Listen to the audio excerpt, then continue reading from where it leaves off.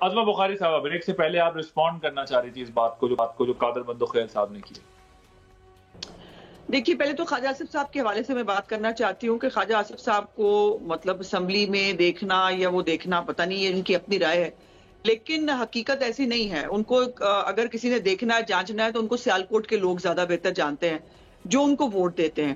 اور عثمان ڈار صاحب کی جو فیملی ہے، ان کے والد صاحب جو ہیں وہ مسلم لیگ نون کے ورکر تھے، اور جو ہے انہوں نے پالیٹکس خواجہ آصف صاحب کے ساتھ ہی کی ہے. لیکن خواجہ آصف صاحب ہوں یا سیالکوٹ کی، اس پی ٹی آئی کے آنے سے پہلے تک روایت یہ تھی کہ وہاں پر سیاسی جو ہوتے تھے اس کو کبھی دشمنی میں نہیں بدلا گیا تھا. ایک دوسرے کے ساتھ تعلقات سوشلائز بھی کرتے تھے، تعلقات بھی ہوتے تھے، بٹ وہ تحریک فساد نے جیسے پورے ملک میں فساد ڈالا، وہ وہاں پہ بھی ہوا. اب آ جاتے ہیں سینیٹر صاحب کی. ایک دو چیزیں جو ہے وہ مجھے تصحیح اس کی کرنی ہے. پہلی تو بات یہ ہے کہ سینیٹر صاحب بھی تو پی ٹی آئی کے سینیٹر ہے نا. اب وہ چونکہ 9 مئی میں انوالو نہیں ہے، ان کو کوئی کیوں نہیں پکڑتا؟ ان کے اوپر ہاتھ کیوں نہیں ڈالا کسی نے آج تک؟ اور بہت سارے سینیٹرز ہیں، ان کے اوپر کسی نے ہاتھ نہیں ڈالا بیکاز وہ 9 مئی میں جو ہے مطلوب نہیں ہے. دوسری بات یہ ہے کہ 9 مئی سے پہلے آپ دیکھیے تو صحیح کہ کتنی رسی دراز تھی عمران خان کی. اس کو جو ہے وہ کچھ بھی کر رہا تھا، وہ پیٹرول بم بھی پھینک رہا تھا، وہ جو ہے وہ باہر جو ہے وہ افغانستان سے اور کہاں کہاں سے تحریک طالبان کے جو لوگ ہیں جن کو خود ہی اس نے رہا کرایا تھا، ان کی موجودگی میں جو ہے وہ زمان پاک کے باہر جو ہے وہ کیمپوں کے اندر لوگوں کی برین واشنگ ہو رہی تھی، ان کو وہاں تیار کیا جا رہا تھا. تو یہ سب ہو رہا تھا نا. اس سے پہلے 9 مئی سے پہلے تو اس کو کسی نے کچھ کہا ہی نہیں. اس نے جو بھی کیا، اس نے الزامات لگائے، اس نے قتل کے الزامات لگائے، اس نے فائرنگ کرانے کے الزامات لگائے، اس نے کچھ بھی کہا، اس کو کسی نے کچھ نہیں کہا. 9 مئی جو ہے وہ پھر ایک ایکسٹریم تھی جس کے اوپر آ کر ریاست کو ری ایکٹ کرنا پڑا. اور ظاہر ہے یہ کھلی چھٹی اگر ایک پارٹی کو ملے گی تو پھر باقی پارٹیاں، باقی لوگوں کے لیڈر کبھی جیل نہیں گئے. دوسری بات یہ ہے کہ وہ کہہ رہے ہیں انہوں نے کوئی بیان نہیں کبھی عمران خان کا دیکھا. کیوں انہوں نے یہ بیان نہیں دیکھا عمران خان کا کہ وہ کہہ رہے تھے کہ میرے لوگ جو ہیں جب ریجر مجھے پکڑے گی تو پھر وہ فوجی تنصیبات کی طرف ہی جائیں گے نا، اور کہاں جائیں گے؟ یہ بیان بھی آپ نے نہیں سنا کہ جب اس نے عمران خان نے کہا کہ مجھے اگر دوبارہ پکڑا گیا دوبارہ بھی یہی رد عمل آئے گا. وہ تو اس کو انڈورس کرتے رہے. اور جب پتا چلا کہ بات بہت بڑھ گئی ہے تو پھر کل لیڈروں نے اور کارکنوں نے کیا ہوگا، میرا کوئی قصور نہیں. سو یہ بیانات بھی میرا خیال ہے سینیٹر صاحب کو سن لینے چاہیے. دوسرا، رانا ثناء اللہ صاحب کے ایک بیان کے پیچھے چھپنے کی بجائے جو ہے انہوں نے ایک سیاسی بات کی تھی، اس کو چھپنے کی بجائے جو ہے وہ ذرا یہ دیکھ لیں کہ جے آئی ٹی کی رپورٹ کیا ہے. جیسے مندوخیل صاحب نے کہا ان کی بہت فورینزک جو ہے ہوئی ہے، ان کی جیو فینسنگ ہوئی ہے، ان کے بہت سارے بیانات جو بچے جو شامل تھے اس کے اندر. اور انہوں نے یہ بھی کوشش کی سوشل میڈیا پر کیمپین چلانے کی اپنے لوگوں کو، یہ دیکھیں دائرے لگا لگا کہ یہ جنسیوں کا آدمی ہے. پتہ چلا کہ اپنا عمران محبوب نبی ایک آدمی تھے جس کو انہوں نے اس وقت آئی ایس آئی کا ممبر کہا. اور پولیس نے مار کھائی ہے محمد صاحب. پولیس جو ہمارا جو ڈی آئی جی ہے اس کی آنکھ ضائع ہوتے ہوتے بچی ہے. پولیس کی گاڑیوں کو آگے لگائی گئی ہے. پتہ نہیں آپ لوگ کہاں تھے اس دن؟ آپ نے یہ سب کچھ جو ہے پوری دنیا نے دیکھا، پورے جو ہے وہ پاکستان کا پوری دنیا میں تماشا بنا. پتہ نہیں آپ لوگوں کو نظر کیوں نہیں آئی وہ گاڑیاں جلتی اس کو مار کھاتی. عظمہ صاحبہ، میں اس پہ ذرا میں محمد صاحب کا موقف لوں.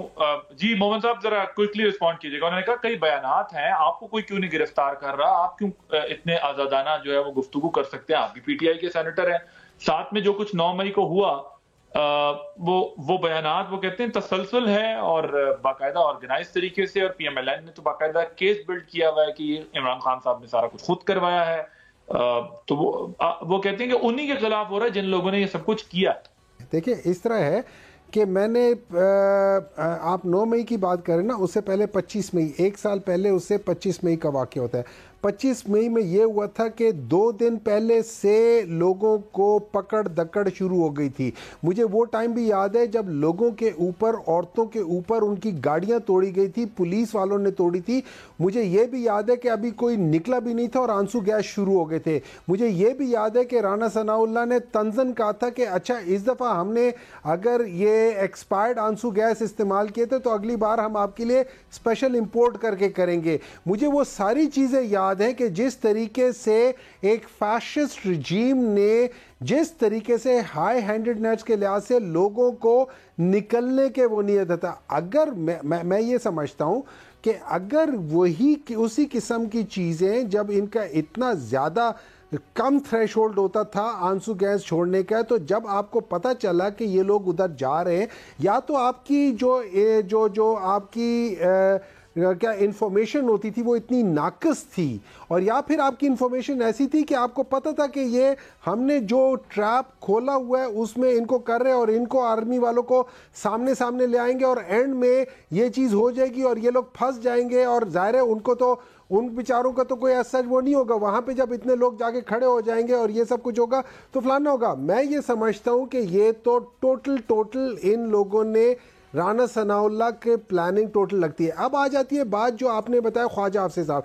देखिए ख्वाजा हाफिज साहब ने कोई इतने ज़्यादा वो नहीं है, उन्होंने जॉइंट सेशन के अंदर औरतों के बारे में नाजेबा अल्फाज कहे थे, जिसके ऊपर मैंने जब वो आए थे सेनेट में तो मैंने उनके होते हुए मैंने कहा था कि मैं इस सेनेट के इजलास में नहीं बैठूंगा अगर ख्वाजा आसिफ साहब सॉरी नहीं कहेंगे।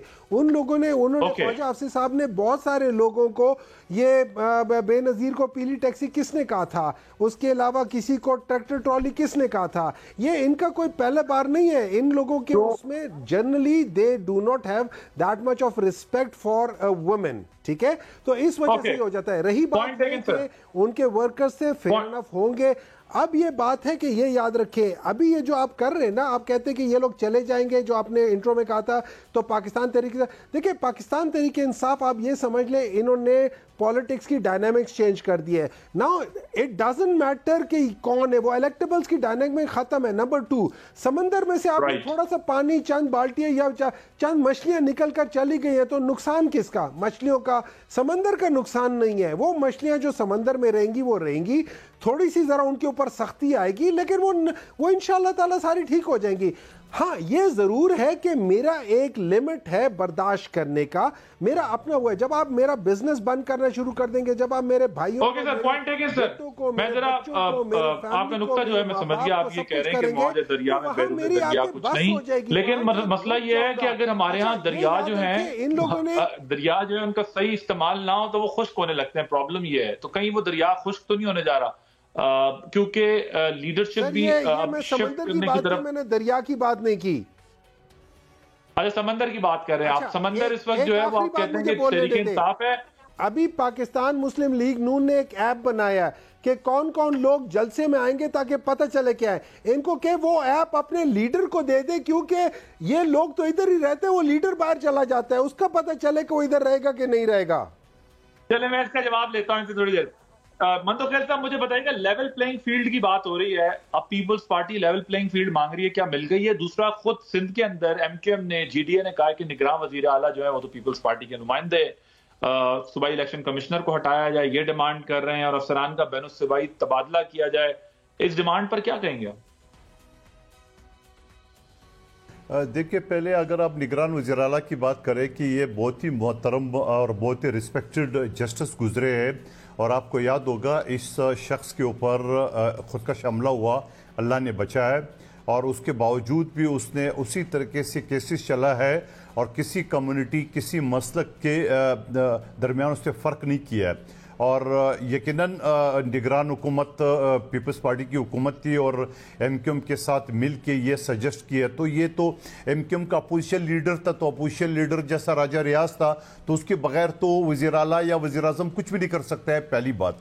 दूसरी बात ये कि लेवल प्लेइंग फील्ड की हम बात कर रहे हैं, तोकीर शाह साहब जब शहबाज शरीफ साहब को प्रिंसिपल सेक्रेटरी था, आपको याद होगा प्रिंसिपल सेक्रेटरी पूरा वज़ीर आज़म हाउस चला रहा है, और पूरा ब्यूरोक्रेसी को एक तरफ मुस्लिम लीग नून कहते थे वोट को इज्जत दो, दूसरी तरफ तोकीर शाह जो ना जिस कमेटी में चीमा साहब, अली गौर बलोच साहब, ये सारे पार्टी के लोग पीटीआई समेत मेरे साथ स्पेशल कमेटी में थे, और तोकीर शाह ने 11 ब्यूरोक्रेट्स को हमारे खिलाफ स्टे इस्लामाबाद हाई कोर्ट से लिए, जो कि आर्टिकल 69 की खिलाफ वर्जी है।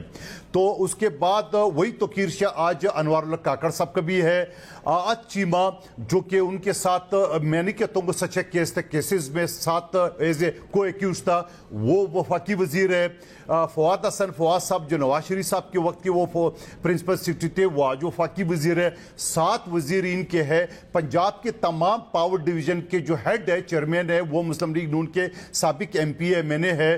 पंजाब के तरक्याती काम चल रहे हैं, मोहसिन नकवी साहब ने 2 दिन पहले बयान दिए, सिंध के सारे तरक्याती काम रोक दिए।